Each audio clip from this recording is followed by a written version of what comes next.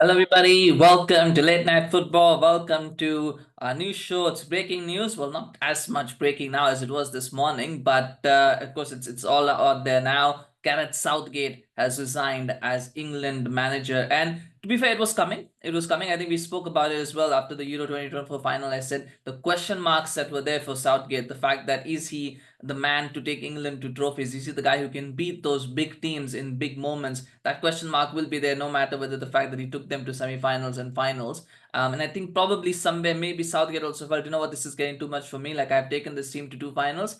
I'm still getting criticized a lot. That happens as well. Managers are human beings as well, and I'm getting criticized a lot. So do I really want to be continuing on this journey for another 2 years? Do I want to go to the World Cup? Do I think I'm capable of doing that? And I think maybe somewhere he felt, you know what, I'm ready for another chapter. Like I'm ready to end this, time in the spotlight and let me move on. So I think that probably has played a part. I think the final loss, it is devastating. Remember, it's psychologically when you lose two finals in a row, two tournament finals in a row, the two you not necessarily two European finals, of course, but the same tournament that they've lost two finals in a row. Of course, they had that World Cup in between. But when you have that psychologically, also it makes an impact on you, because you then start to question yourself, you start to doubt yourself. The motivation goes down a little bit as well. The hunger goes down probably a little bit as well. So I think there's a lot of factors there. And I think Southgate probably all that, you feel great. His energy is something that is not, it's not a currency, right? You can't buy energy. You either have it and or you have it, or you don't have it, or you have it and over time you lose it, or over time you get that back, whatever. It's hard to motivate yourself as well. So I feel all those factors there, I think that's probably contributed to that decision. Is it the right decision? I think it is. I think it is the right time for Southgate to step aside now. I think he's taken this team as far as he could have taken. I don't think England were going to win trophies under him. I don't know if England will win trophies, under another manager. I think that's a conversation that you could have. But I don't think that next step, I think, was not going to be taken. So from here, the only way for Southgate is down. Like he's not going to get any better than a finals appearance, because they're not going to win a tournament. So I don't think this is going to get better, and it can only go down, more, and can only get worse. So I think probably Southgate also feels, you know what, let me go out while I'm still on a bit of a high. The fact that England have got to a final is still a positive, right? For most experts and most pundits and most ex-players, they feel that that is a positive, that England have got to a final. That is a positive. Yes, they didn't do very well in the tournament, and yes, they lost the final, but the getting to a final is a positive, right? So that gives him a little bit of currency when he goes into club management, if that is what he wants to do. He's got that currency to say, I'm the most successful England manager of the last maybe 40, 50 years, right? That is something he can say. He can legitimately say that, and that will give him currency. But the longer he stayed in the job, and the more his finals become quarterfinals, or quarterfinals exits become round of 16 exits or whatever. You don't want that on your resume. So you want to say, you know what, I've done this much and now I can move on. So I feel the timing is right from Southgate's point of view. The timing is right from England's point of view as well, because they've got some very good players, and probably a new coach, a better coach, might be able to get more out of them, might be able to make them play better, might be able to get more attractive results. Will they get to finals? Will they win tournaments? I think that's a big question mark still. I think England fans would like to believe that they would. I still feel there are way too many holes in that team for me to take them seriously as championship contenders. So there's still that work, but you need another a coach just to see if that's possible, right? Southgate wasn't going to get that done, so it's better to give somebody else a try. I always believe, and I've always said this, it's never wrong to sack somebody. It is never wrong to let some player go. It is never wrong to sack a manager. It is never wrong to to get a change in direction. What becomes wrong is what happens with that next, is how you replace that person that you have let go, that you've sacked. That's always the thing. Letting David De Gea is an example. Letting David De Gea go at the end of last season by Manchester United wasn't a bad decision. The bad decision was that they replaced him with Onana, who's not an upgrade. So that's where it gets down to it. It's never the bad decision in isolation. Is never what's the decision that's taken. It's what's taken after. It's the decision that's taken after that decision that really determines. And so from England's point of view now, from the FA's point of view, letting Southgate go, because Southgate has resigned, but the FA hasn't really tried to keep. They wanted to keep him, but they haven't made more of a fight to kind of get him to reconsider either. So from the FA's point of view now that Southgate is gone, the decision from here will be, who do they bring in next? Because if they go and they bring in some novice manager, somebody who's not got that tactical acumen, then obviously it will look like, well, they should have just stuck with Southgate. Southgate was a genius. But if they go and get someone better, they get an upgraded manager, then maybe that is possible. Now the question is there an upgraded manager out there? The names that are being listed. So we'll read out the obvious ones first. Jurgen Klopp is not coming. to England. He's not coming. That's definitely not happening. He doesn't even want to he doesn't even want to manage the USA. Which is probably a more cushy job for him, and I don't think he's going to manage England for sure. At least not now. Maybe in the future, yes, but not now. Definitely not happening. Jose Mourinho is not happening. I don't think that one's going down either. I don't think so. Frank Lampard, Wayne Rooney, Steven Gerrard, those guys, they're not getting it either. I mean, Wayne Rooney anyway is going to Plymouth Argyle, so that's anyway different. But Gerrard, Lampard, that's not happening either. It shouldn't happen anyway. But I don't think it's happening. I think those names are not under consideration. Gerrard would have been under consideration if that after that Rangers stint. I thought there was potential there, but then the Villa stint has shown that he's just not up to it. So I don't think that's coming. Beyond that, then we start getting into. I'm just going to turn my phone off here for a second. Yeah, beyond that, then we start asking questions as to who's available. So Eddie Howe has been rumored. Would he want to leave Newcastle? I just feel, and I think he's the favorite at the moment, but I just feel that he should stay at Newcastle. I don't think. I think England. The problem with the thing with Newcastle is you've got a real chance to build a reputation there. It's a club that's on the up. It's a club that's doing quite reasonably well. There's not as much pressure at this moment in time as there probably might have been, and so it's an interesting one for him to learn. I think going to England right now and getting into that spotlight and that pressure cooker, it might be something that might be a little bit difficult. I know people are talking about him as probably the odds-on favorite. I just feel that it might not be the right step for him at this point, but I don't know the answer. But I just don't think for him personally it would be the right step. But he would be a good option. Other than that, then you start talking about Graham Potter, Lee Carsley. Now Lee Carsley is interesting because that's how De La Fuente got into the Spain job, right? He started from the under-21s and he goes and manages Spain, and that's how it should be. But then again, Lee Carsley doesn't have a lot of experience at the very top level. It's different managing under-21s and it's different managing this England senior team. So can he make that step up, and can he be something more than what Southgate was? That's a big question mark. It would be a risky signing. It would be a left field appointment. I wouldn't be opposed to it entirely. I like left field appointments, so I wouldn't be entirely opposed to it. But I don't know if the FA will make that bold decision. It would be a bold decision to make. So that one may not happen as well. The timing may not work for that. And then you're left with Graham Potter, which I think is probably there because he's English. He's available at the moment. He's someone who does play a decently attractive style of football. So could he be considered as well? I think after Brighton, I think Potter's stock would have been very high and he would have been an obvious favorite. More of a favorite than Eddie Howe would have been Graham Potter because he really was something. But then that Chelsea stint, again, the way that he handled the Chelsea job, I think to me that might have soured people as well. So at the moment, I think if it's English candidates, it's probably between Eddie Howe and Graham Potter. And I think Eddie Howe kind of edges it. If Eddie Howe doesn't want it, then I think they will go for Graham Potter if they want an English manager. But I think Eddie Howe is the FA favorite anyway. So and then you're left with with Pochettino and Tuchel, and I think Mauricio Pochettino again would be a good appointment, but I just feel these damaged goods at this point. For me, Mauricio Pochettino now is damaged goods. I just don't see. He had the thing that he had when he came out of that Tottenham Hotspur, management period. He was just looking very good. He looked like, he smelled like roses. He was, one of the next big thing. He was an up and coming, manager, someone who took Tottenham to a Champions League final, which is as incredible to say as it sounds. But he did that, and that stock was high. Then PSG happened, then Chelsea has happened. I just feel like now, at this point, his stock is as low as it ever could be. So I'm not sure if the FA want to go for that. And then you've got Thomas Tuchel, who seems to be linked with every job on the planet, but never actually gets anyone. So I mean, Thomas Tuchel for me it would be a weird one. I think it would be a Capello. I think Thomas Tuchel would be another Capello in that he's someone who's going to want total control of things that he wants to do, and he's going to have a certain way of doing things. And I just feel that the players are not going to like it, the FA are not going to like it, obviously, and that is just a disaster waiting to happen for me. So I think Tuchel would be an even bigger risk than Lee Carsley, because that would just blow up very, very quickly. I think but that's what could happen. It happened with Capello,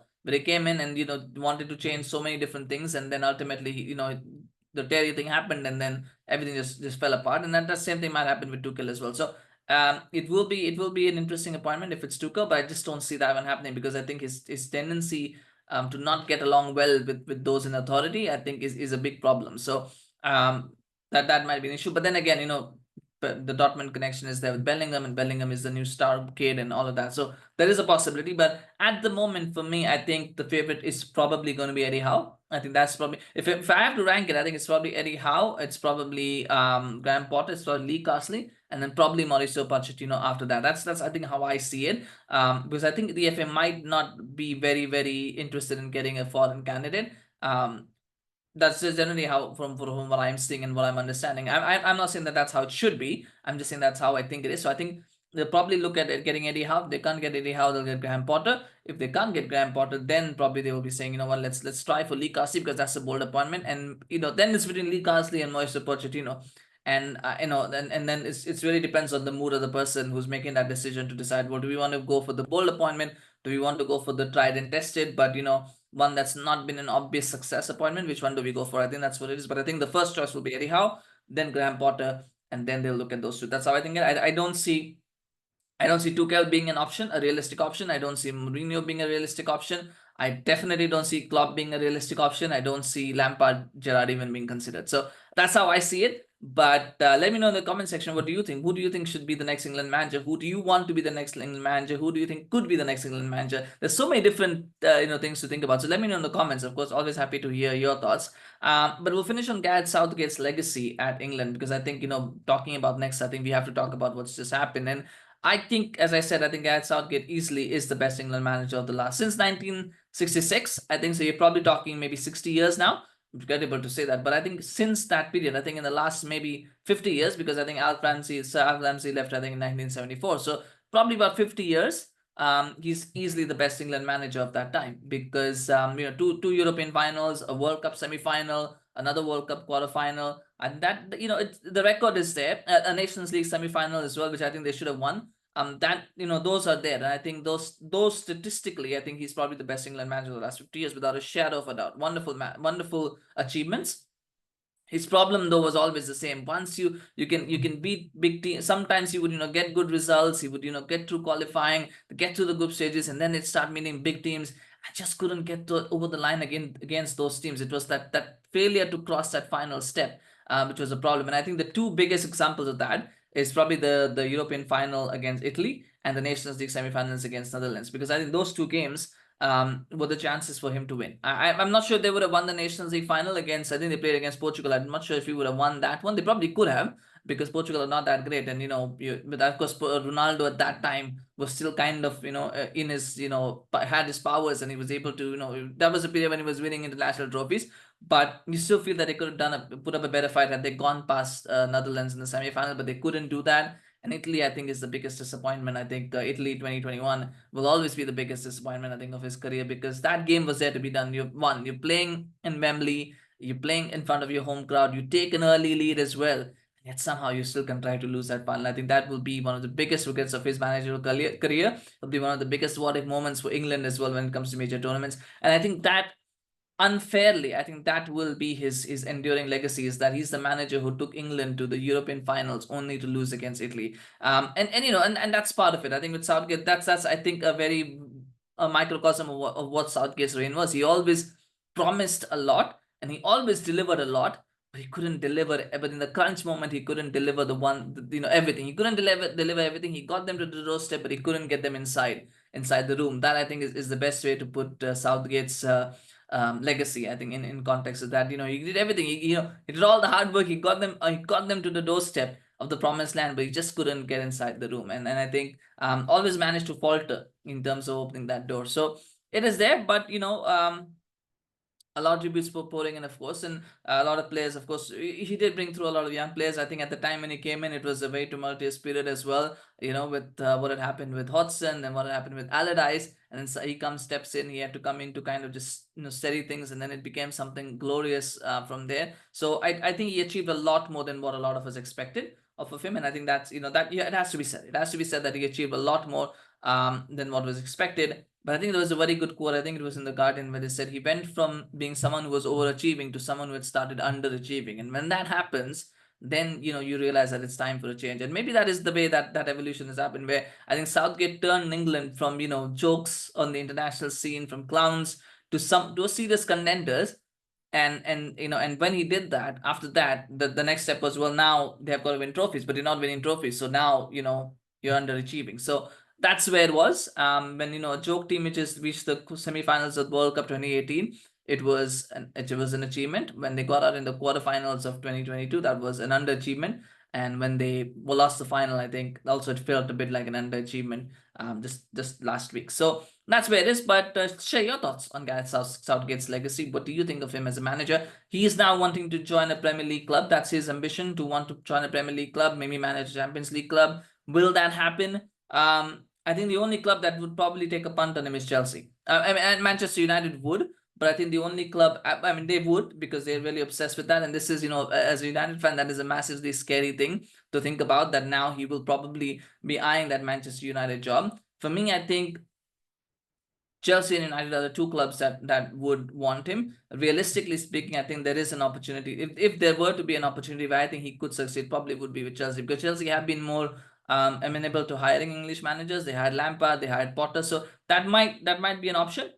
Chelsea are not really a Champions League club at this moment in time, but that is an option for him. The Manchester United job will be just too big for him. I think the fans don't want him. From what I'm getting, the fans don't want him.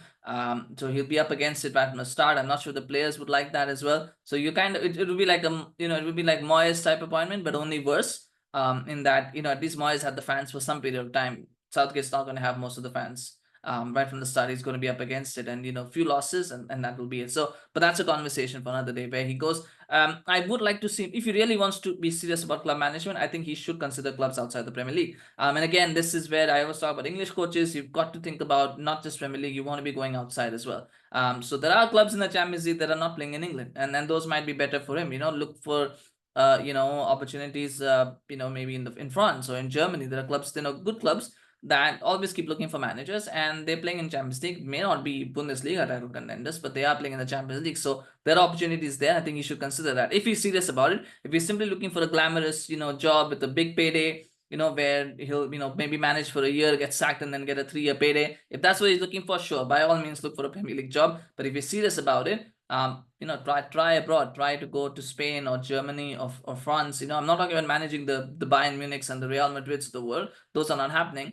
But why not look for a club like maybe Frankfurt or Wolfsburg or Stuttgart or Lyon for that matter, or I don't think Atletico Madrid would go for him, but maybe like I'm just trying to think of one. Probably Valencia might be interested, or Villarreal might be interested. Clubs like that, clubs that are in and around those Champions League places, European places every season. Look for those kind of clubs and try to make that work. Maybe in Serie A there is opportunities. Roma might be interested. Might be there are other clubs as well. So look for those kind of opportunities. If you're really serious about your managerial career, then that's what you do. You don't necessarily limit yourself to say, I'm only going to work in England, and I'm only going to work in the Premier League, and I'm only going to work for a Champions League club. That's not how you build your career. But anyway, I'm not someone to give Southgate career advice, so we'll see what happens. Anyway, smash a like on this video if you enjoyed it. Share your thoughts on everything that we discussed. I think it's a bit of shocking news, because I thought he might have stayed on to the World Cup. I thought he might have, but then at the same time, I think it's not. It's shocking that he resigned so soon after the final, but at the same time, I think it's not surprising as well that he's decided not to continue to the World Cup. So it's a bit of both there, but share your thoughts, of course. Smash like on this video. Do subscribe to our channel if you're watching this for the first time. If you're new, we appreciate your support. Thank you so much. We'll be back again later in the evening, my time in the evening, with a video about the transfer news, because there's some transfer gossip that is really heating up. So we'll talk about that. We'll do a roundup at the end of the sort of like in the evening. We'll do that, so stay tuned for that as well. So if you subscribe, you get notified as videos drop. Thank you so much for watching. We'll see you again soon. Bye bye.